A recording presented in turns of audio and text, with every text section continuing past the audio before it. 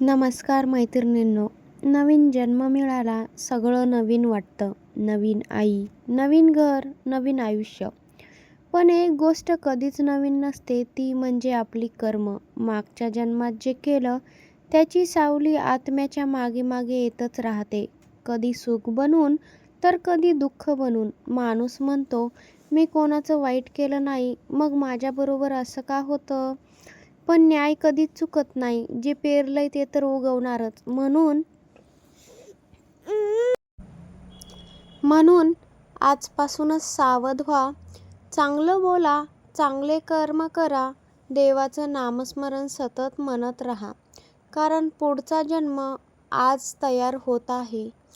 आता जी केलेली कर्म आहेत त्याचंच फळ आपल्याला पुन्हाही मिळत असतं. लक्षात ठेवा.